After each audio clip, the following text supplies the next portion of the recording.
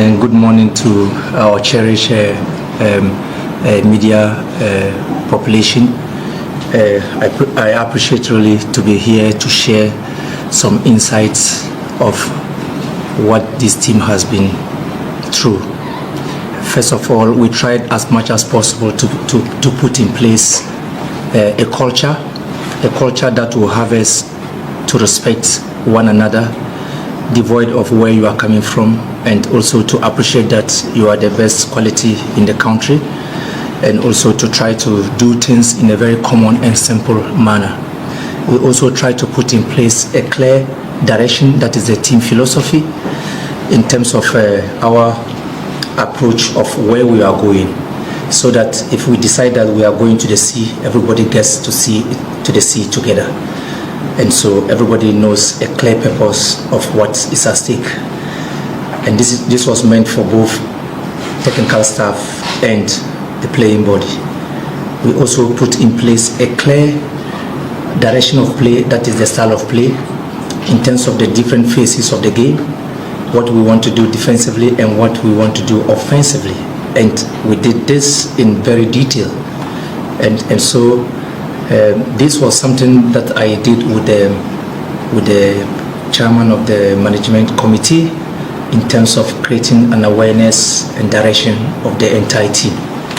When it came to the playing body, we did built a thorough database of domestic players, in terms of players who are playing in our elite division, that is the Premiership, players who played in the Division 1s, players who also are in our junior national teams, and also building a database with inclusive of players with the Ghana University Football Association, that is the GUSA.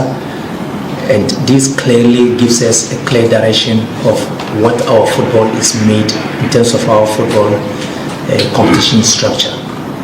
And domestically, that is what the CHAN team is supposed to be, and this is what we did. And so the combination of players came in different phases.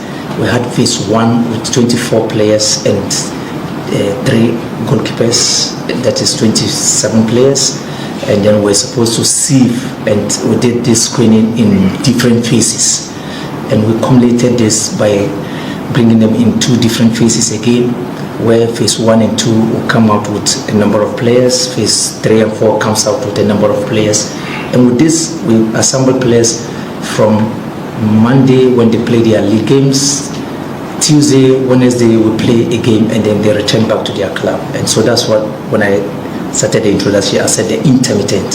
So intermittently, this is what we're putting in place. And so the team is now 26 players, but I'll assure you that the team is over 500 players, because I still appreciate those that came in different phases. You never know, maybe in the next week you might call 1 or 2 of them, because they know everything about the team.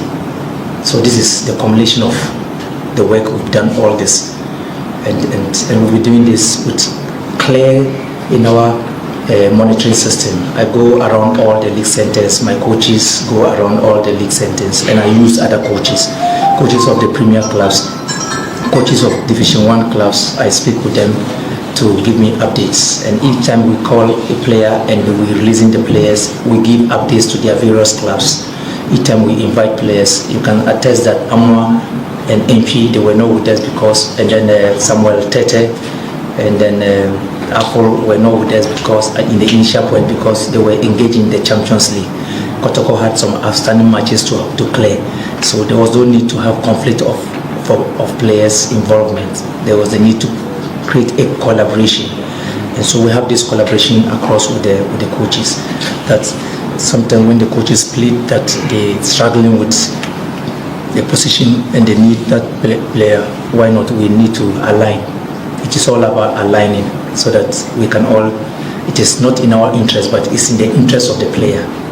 So I created that room for Albert Amwa, because he was not in the different phases, because Kotoko had to clear outstanding games, and then they had to go to the US, and so we couldn't see him at that time. But I created the opportunity to see him in the last 2 weeks, and also having played about 60 minutes in the game against Togo, because I had seen the others very well and I could make a decision. So this is the combination of events in the various activities that the team has been involved from the 30th of October till date. Well, Coach, my name is Alfred Statement. I work with the Media and Secretary, Konya TV and BFM. How well do you know this Nigerian team that we are playing on Sunday? I think I have put an internal mechanism that rests within me and then my technical staff.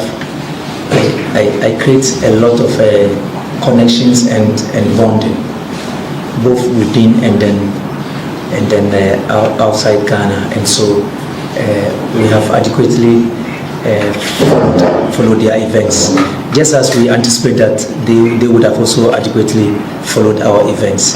And then you can also understand that the coaches around the Chan team of Nigeria are also part of their Green Eagles. So there can be some similarities of how the Green Eagles play. But I think that I have found my own way of finding, the necessary credible information in terms of how we need to map up. And so we are better aware of what the Nigerian team is made of. More especially, you need to follow the Nigerian league also, and then following the Nigerian league will give you some credible information of how individual players' style of play looks like, and how the coach wants to organize his team both on and off the ball, and then how they deal with set pieces situations. So I think that we have been incredibly amassed some very relevant information that leads us. But you can understand that it's important to appreciate your opponent, but it's more credible when you know how you operate. So we appreciate what the opponents are, but I think that we have equally worked on ourselves in order to be able to believe in what we have, and then also believe that we will take better care of our moments. All right, Mutala. Coach, my name is Mutala. I work with TV3. You talked about the intermittent break in camp. Was that a disruption to your plan, or you rather benefited from that with the players playing matches every weekend? I think that it's a clear balance. It's a clear balance in terms of, at the top level, you might not have the player for the whole period. You need to, and that is part of the culture that we have built. The culture we have built is to give them the awareness and perception of what happens at the top level. That at the top level, you come in few days, you get integration and you adapt to tactical means, and then in the physical component, you try to maintain. You don't go beyond because they are in season, and that is why collaboration and aligning is so important, that you have to always communicate with the other side of you, that is their club side, to know where they are. And it is important to also appreciate monitoring when you go out and you watch game, and I connect with them. My good friend Akoto will attest that I connect more with my players, and irrespective of them being in my team or not, I still connect with them. Because I always believe that you are a national figure, and so every player is your player. Today he might be with you, tomorrow he might be with another person, but you need to have that connection, create that bonding. And so the bonding was very key, and the collaboration between clubs has been very, very good, even though there are always challenges, because some clubs will definitely have challenges, and that is fine. But that is why I use the word balance. Always is the balance that is very important. All right, Kandala. Any question for the coach again, please? Yes, maybe two more questions. Yes, Clinton. Coach, I don't think injury concerns running as well. I think that we have been very lucky. Football is a physical sport. Definitely, you expect knocks here and there. So far, you can see all the 26 players are on the pitch, and everybody is showing to express so that he catches the eye of the coach. But I think that these players, one thing that I have to emphasize is that the team spirit and the team connect is so great, so great. It's something that it's been long since I saw, and I'm sure it's because of this, the structures that have been instituted and the self-belief in what we are doing and the acceptance that we want to change a narrative. We want to bring something into the Ghanaian football approaches that these boys are the crusaders, and that is the challenge I've given them. I said, you are the crusaders of the change that we want to, the revolution that we want to bring around. You are the crusaders of it, and it's something that I really appreciate these boys for that. They are not the players who complain about anything. You know, when I tell them that today we are training, and after training we are in the gym, and they believe in what you say.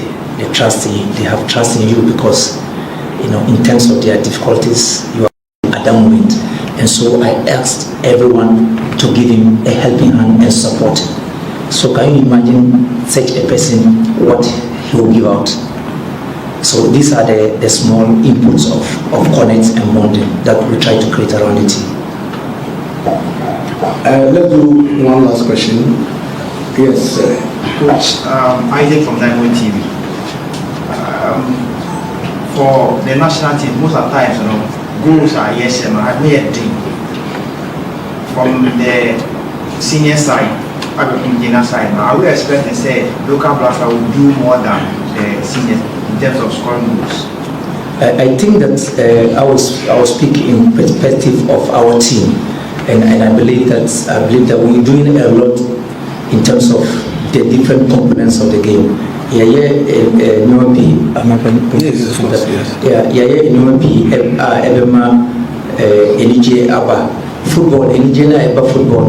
goals because the objective of football is goals.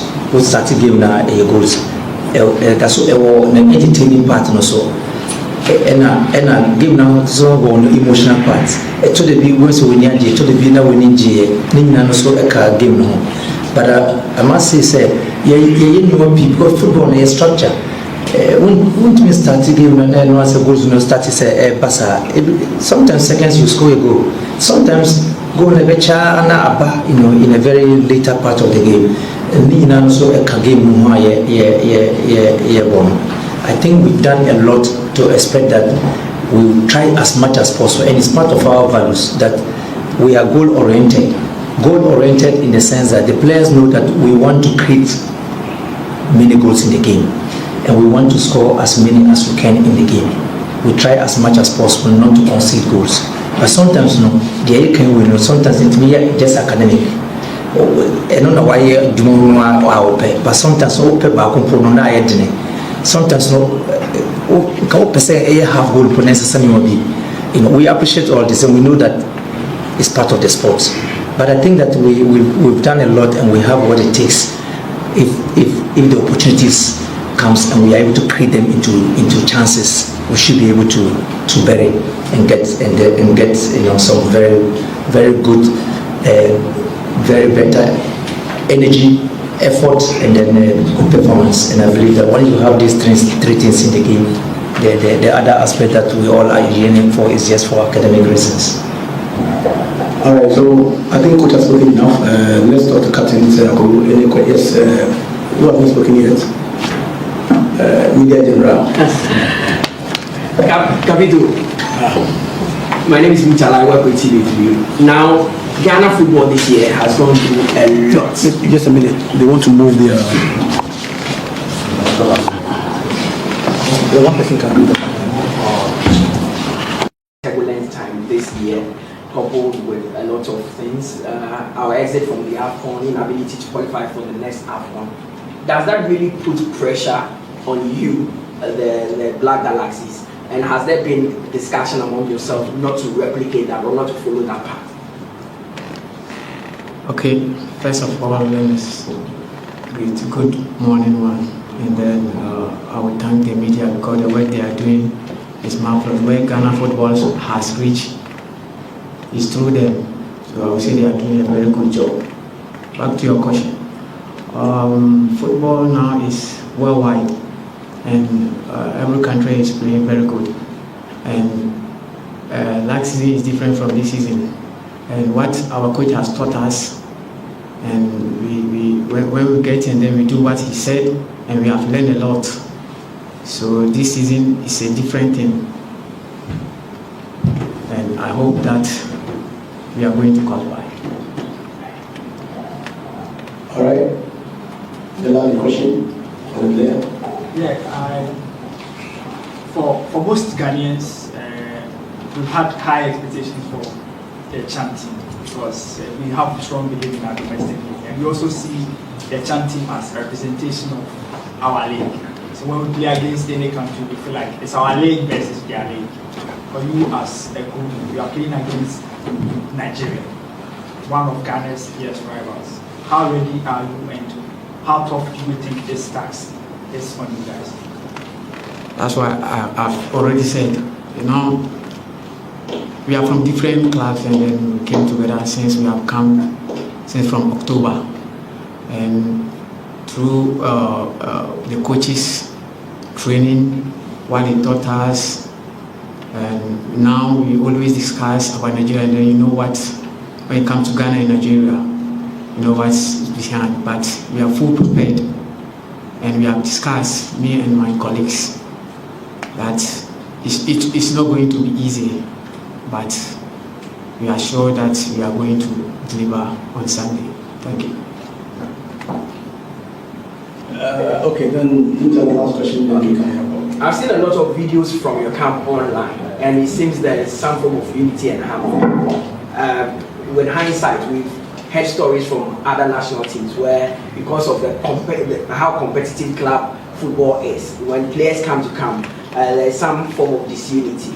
How have you been able to harmonize all the boys? Because it seems you are in good spirit for this game. Yeah, it's true, because looking at it, when you see the way we are, even think as like we are from the same house, and the way even the coaches are even joking with us sometimes, we talk, we meet them, we chat, even give us more confidence, so that we come together and then we make funny things, and this has led to a very high unity in the camp.